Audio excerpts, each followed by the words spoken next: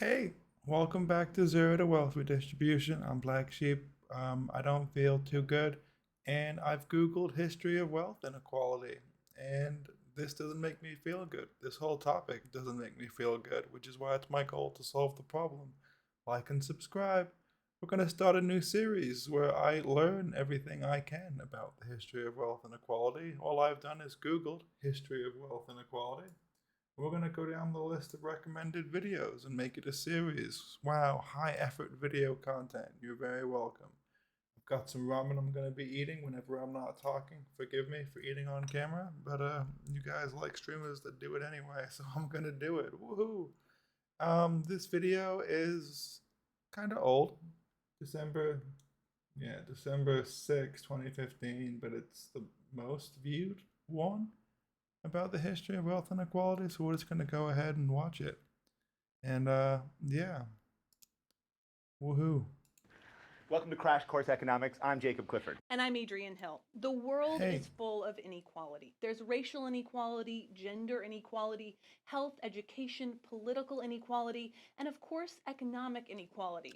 Some people are rich and some people are poor, and it can seem pretty impossible to fix. Well, maybe not. Yep. Yeah, I'm gonna solve this problem. Good luck. You guys have had hundreds of years to So there are do it. two main types of economic inequality: wealth inequality and income inequality. Wealth is accumulated assets minus liabilities, so it's the value of stuff like savings, pensions, real estate, and stocks. When we talk about wealth inequality, we're basically talking about how assets are distributed. Income is the new earnings that are constantly being added to that pile of wealth. So when we talk about income inequality, we're talking about how that new stuff is getting distributed. The point is, they're not the same. The point is, of course, they're not the same. Income inequality is pretty bad even between states. Like the flyover states, the jobs pay a lot more. In highly dense populations, jobs pay a lot less. Supply and demand. Weird. What is this? What does this logo even mean? And what is this elephant? Illuminati. Is that like anti-Republican propaganda? Whatever. Let's keep watching. Let's go to the thought bubble. Let's look at both types of inequality at the global level. Global wealth today is estimated at about $260 trillion and is not distributed equally. One study shows that North America and Europe, while they have less than 20% of the world's population, have 67% of the world's wealth. China, which has more people than North Just want to say that's kind of shit. We should be better. I shouldn't even have to say that. Think about kids in poverty in countries where you don't live, and then keep watching, like and subscribe. America and Europe combined has only about 8% of the wealth. India and Africa together make up almost 30% of the population, but only share about 2% of the world's wealth. As someone that's British, I want to apologize. I left when I was 5, but people still hear my accent, and I still get weird attention for being British, but it is warranted, and look what we did. India and Africa have 30% of the world's population and 2% of the world's wealth. This could be a thumbnail. I might just come back and make this a thumbnail. Whatever. Let's keep going. This whole topic depresses me. Like I said, I don't feel good. Maybe I'll pump out a couple videos in a row and then just not think We're about this teaching tomorrow, economics, right? so we can focus on income inequality. These 10 people represent everyone on the planet, and they're lined up according to income. Poorest over here and richest over here. This group represents the poorest 20%. This is the second poorest 20%, the middle 20%, and so on. If we distributed $100 based on current income trends, this group would get about 83 of those dollars. The next richest group would get $10. Wow. The middle gets 4. The second poorest group would get $2. And the poorest 20% of humans would get $1. Branko Milanovic, an economist that specializes in inequality, explained all this by describing an economic Big Bang. At first, countries' incomes were all bunched together, but with the Industrial Revolution, the differences exploded. It pushed some countries forward onto the path to higher incomes, while others stayed where they had Selfishness. been for millennia. According to Milanovic, in 1820, the rich Bigotry, selfishness, the idea that we're better than you because we've discovered this. Whatever happened to sharing is caring? Whatever happened to make things make sense? Whatever happened to love thy neighbor? Huh? Don't even go to church, but I can tell you love thy neighbor is definitely a lie in the Western world. Richest countries in the world, Great Britain and the Netherlands, were only 3 times richer than the poorest, like India and China. Today, the gap between the richest and poorest nations is like 100 to 1. I know it's hard to see the graphic with the closed captions, but look at that. So when I say I want to redistribute wealth, I kind of want to, like I've said, the goal is to create a business where half of net profits go back directly to the user. I don't want to be too specific on what my idea is until I get it patented because the world's full of obvious sharks and I don't trust any of them. But the goal is to give everyone, every week, every 2 weeks, every month, the opportunity to receive some money just by being alive. Welcome to planet Earth. You can eat, you can sleep, you can worry less about how you get your material means, your food, your clothes. It doesn't matter which way you think about it. Either it's been 2,000 years that the planet's been here, or it's been 4 billion and 14 billion since the bang. We've failed as an intelligent species. Have we not? Comment below if you think that we haven't failed as an intelligent species. I'll be more than happy to debate you. Gaps are getting bigger and bigger. Thanks, Thought Bubble. The Industrial Revolution created a lot of inequality between countries, but today globalization and international trade are accelerating it. Most economists agree that globalization has helped the world's poorest people, but it's also helped the rich a lot more. Harvard economist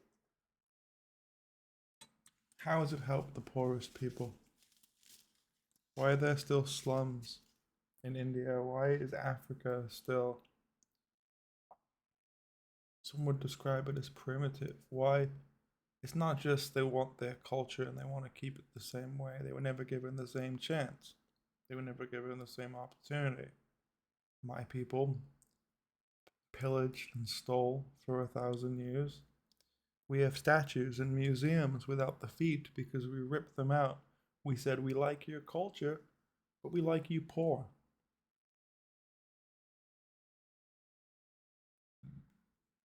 What she just said isn't true. It's just propaganda. Richard Freeman noted, the triumph of globalization and market capitalism has improved living standards for billions, while concentrating billions among the few. So it's kind of It's like a food ASMR because my gain's so high as well. I'm not very good with my audio. I don't have any one to reference. Pictures like this make me sad because this is someone's shop, right? They work all day to harvest this food and sell this food to people that can't afford it.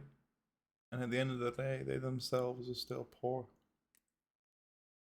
a mixed bag. The very poor are doing a little better, but the Very poor are probably doing slightly better. They're wearing our clothes from 20 years ago. Their culture is Western because they see it on TV. Every country in the world that has a television, the commercials are what? For theme parks in the States.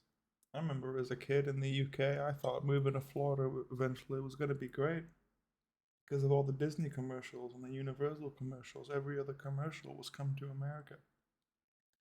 In America, inequality is just as bad. We just have it significantly better in places like Africa, India. very rich are now a lot richer than everybody else. There are other reasons inequality is growing. Economists point to something called Those same rich people go to church and rule the world, telling themselves that they're doing right, that they were chosen. skill-biased technological change. The jobs created in modernized economies are more technology-based, generally requiring new skills. Workers that have the education and skills to do those jobs thrive, while others are left behind. So in a way, technology's become a complement for skilled workers, but a replacement for many unskilled workers. It's only going to get worse. workers. The end result is an ever-widening gap between not just the poor and the rich, but also the poor and the working class. As economies develop and as That's scary. When the working class and the poor have a bigger divide than they used to, eventually we're just going to end up in a war. And the rich will just get richer, the poor will get poorer, and the working class will stay with the same material conditions the overlords have decided. Sorry for the sad tone today. These videos are going to be sad. As this series progresses, you're going to be more and more angry with the rock you stand on. manufacturing jobs move overseas, low skill, low pay, and high skill, high pay work are the only jobs left. People with few skills fall behind in terms of income. In the last 30 years in the US, the number of college educated people living in poverty has doubled from 3% to 6%. Because as the rich get richer, the bar gets higher. I have a college degree. I have a biomedical sciences bachelor's degree from a school I wish I didn't go to, UCF. Shout out to UCF. What a shit experience that was. And a minor in psychology, which of course isn't going to get me anywhere, but I still can't go from no job to getting a job that pays everything. We've created a system where you need to build up your experience. So that keeps the skilled laborers, people with the skills, on a track towards success, but it keeps the people without skills and the poor who can't get educated poor. That's why you see people working the same job at Walmart for 16 years in a row, because they finally got their wage up to a point that's good. But where would they transfer to where they can get the same money? Nowhere, because they have only one job experience, 16 years of it, no education. It's a catch-22. Which is bad. And then consider that during the same period of time, the number of people living in poverty with a high school degree has risen from 6% to a whopping 22%. Again, I'm sorry for the food ASMR. Let me lower my gain a little bit. Hopefully you don't have to hear me slurpy slurp. Over the last 50 years, the salary of college graduates has continued to grow, while after adjusting for inflation, high school graduates' incomes have actually dropped. That's also only true for places with low populations, low to mid populations, like the flyover states. If you go to college in the Midwest, there's only so many people in the Midwest, right? In the middle of America where there's land for days and people talk about my nearest neighbor was 3 miles away. That's why they always have to move states whenever they get a job. That's why their wages are higher. We need to fix the problem before we can even start addressing the root causes of it. It's just disgusting. It's a good reason to stay in school. There are other reasons the income gap is widening. The reduced influence of unions, tax policies that favor the wealthy, and the fact that somehow it's okay for Yeah, my glasses are broken. I'm looking at every person that's ever made it hard for everyone else to succeed. I'm coming for you. CEOs to make salaries many, many times greater than those of their employees. Also, race and gender and other forms of inequality can exacerbate income inequality. Let's dive into the data for the United States. We'll start by mentioning Max Lorenz, who created a graph to show income inequality. Along the bottom, we have the percent of households from 0 to 100%. And along the side, we have the percent share of income. By the way, we're using households rather than just looking at individuals because many households have 2 income earners. So this straight Yeah, this household has one income earner and it's gonna have one for maybe its entire life. I don't see myself falling in love and getting married anytime soon. line right here represents perfect income. So if you are someone that is, say, on your own, you're kind of screwed. The tax system incentivizes marriage. It incentivizes children. Those families that get married and get children end up staying poor. If they're unskilled, it's even worse than that. Heck, I'm about to apply to food stamps myself. So. Income And I have a college degree. equality. so every household earns the same income. And while perfect income equality might look nice on the surface, it's not really the goal. When different jobs have different incomes, people have an incentive to become a doctor or an entrepreneur or a YouTube star. This is why people say socialism is bad, because say in like the UK, all the doctors get paid the same because the health system is free. That just speaks for itself. The job society really values. So this graph, called the Lorenz curve, helps visualize the depth of inequality. Now, for 2010, the US Census Bureau found that the poorest 20% of Americans made 3.3% of the income, and the richest 20% made over 50% of the income, so that's pretty unequal. But has it always been like this? Well, in 1970, the bottom group earned 4.1% of the income, and the top earned 43.3%. So yeah, it's kind of always been like this.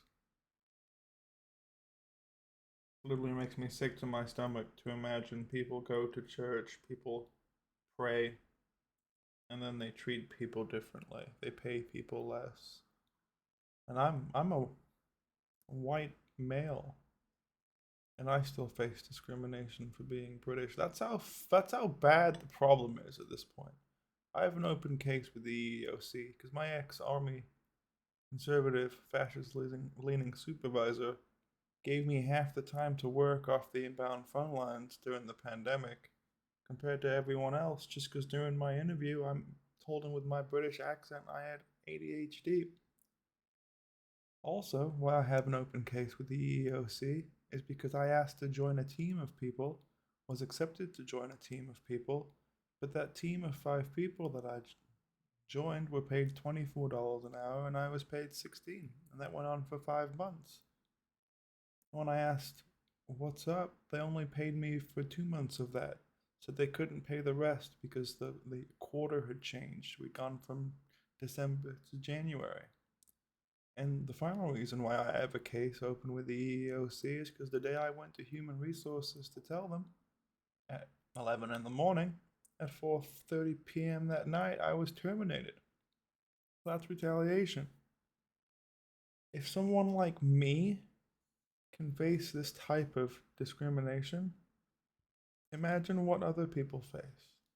Legitimately, take a deep breath, close your eyes, and imagine how hard it is for groups, for minority groups, for people that are different. Don't want to use big words here, but people that are different get shafted. By 1990, things were even less equal. So I'm not saying I've been shafted, I'm saying I've been treated differently. It's so strange. Never thought I would face discrimination in a world where people make fun of, where it's okay to make fun of British people. I mean, I'm in America and I don't like British people either. But we live in a world where one individual at your job, who's your boss, controls your whole damn life and can do whatever they want with you. The government's only there if people really mess up. Most cases do not get addressed, and out of those cases that do get addressed, the EEOC has a 15%, no, 14% rate of people recovering financial damages from being treated differently at work, for being discriminated against. So when I do eventually meet with this company, the government and I, to mediate, I have a 14% chance to recover money, even though I was chosen for early mediation after the investigator reached out and spoke to me. Now this company has the choice to either accept mediation or not. But if they don't accept it, they get investigated. So I feel pretty good about my chances. But think about the rest of the world. I live in America, or at least there's systems in place like this, even if kind of crap. What about other places around the world? the 2010 numbers are just a continuation It should make you sick to your stomach. of the trend. And it isn't just the poorest group that's losing ground. Over those 40 years, each of the bottom groups, or 80% of households, earn smaller and smaller shares of the total income. Now, from the Lorenz curve, we can calculate the most common Evolution's a lie. Darwinism.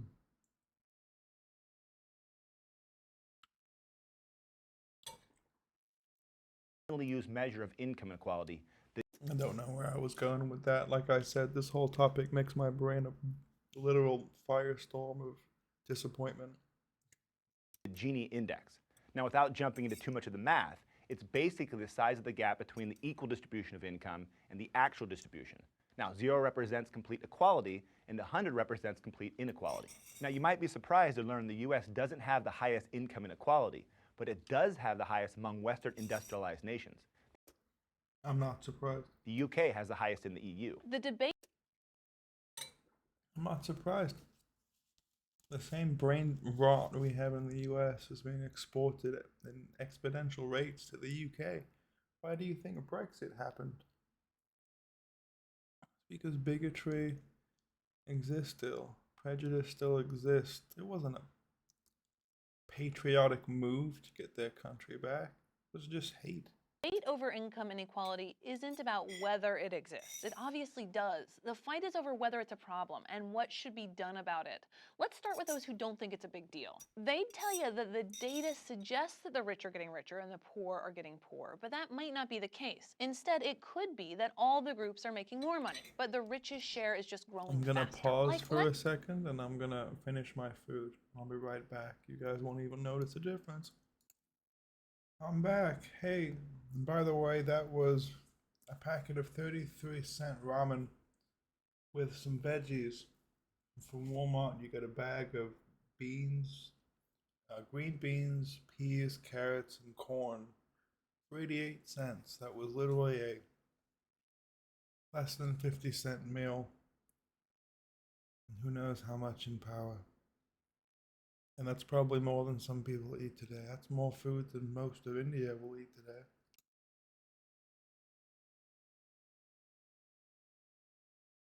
If you hit spacebar in OBS, it pauses the video. Sorry for the weird pauses. Let's say you own an Let's finish this first. This is not a charismatic video at all.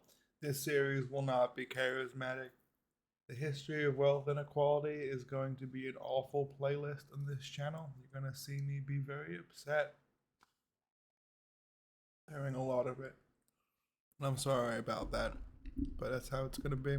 apple tree and we pick 10 apples. You keep 6 and give me 4. A week later, we pick Whoppers. 20 apples. You take 15 and give me 5.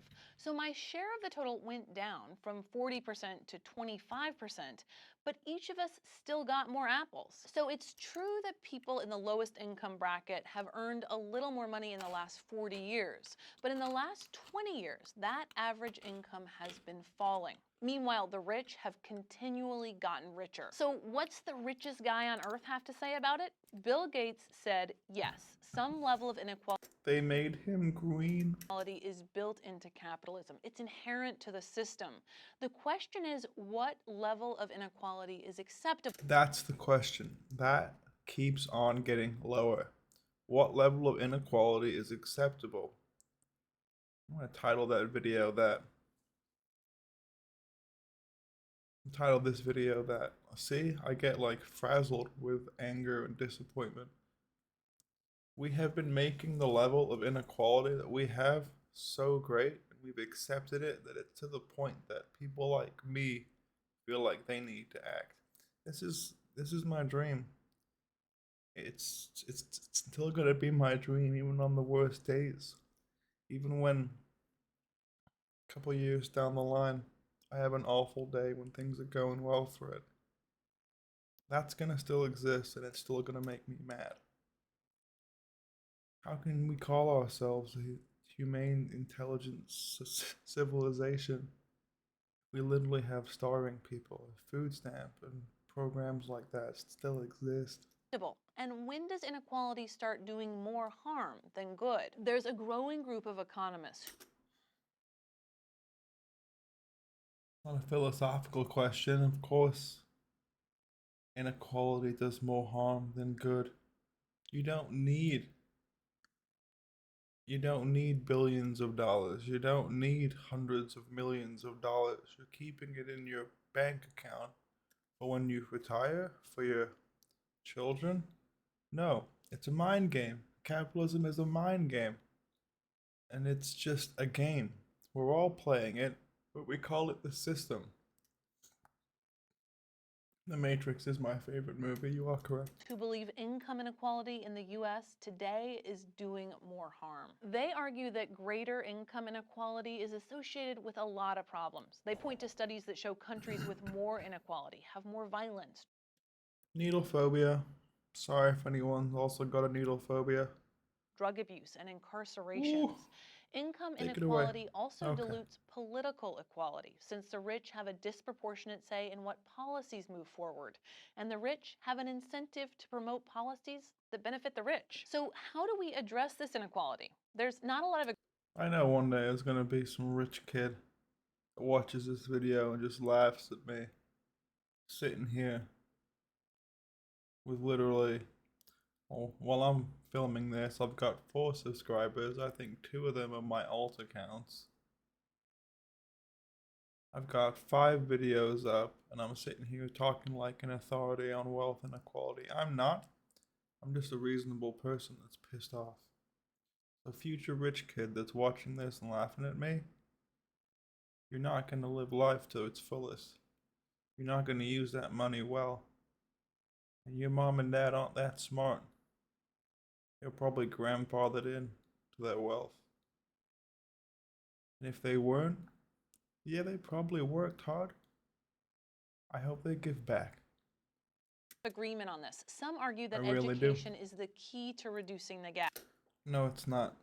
The key to reducing the gap is what I'm doing. Having one organization take the initiative to use the concept of growth for the sake of growth, and have it benefit everybody.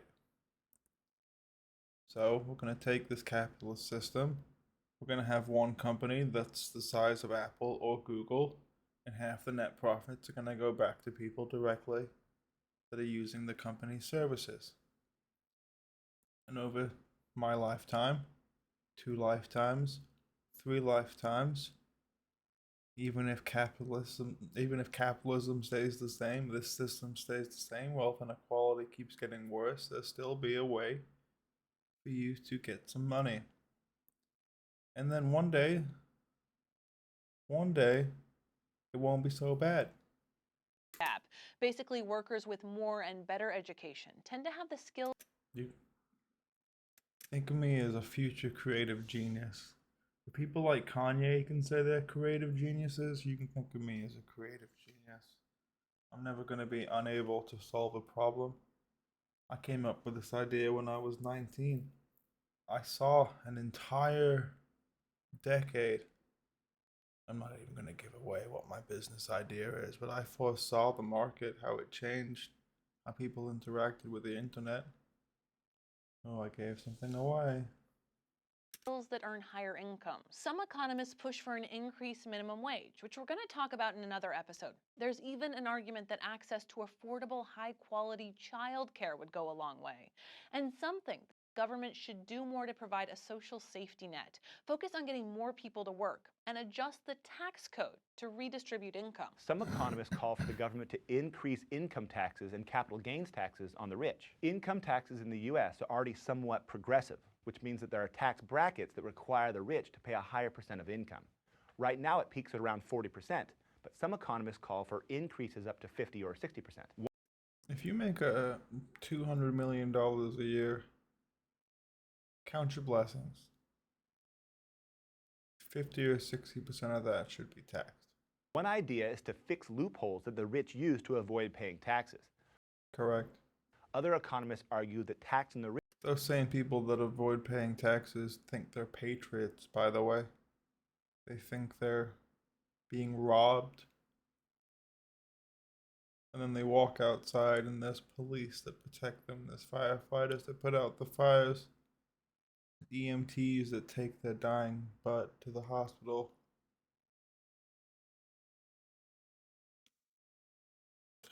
One day I'll be completely versed with the terminology and the history of all this.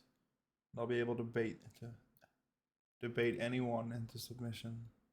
I don't feel well today. This is the first video of a very sad series.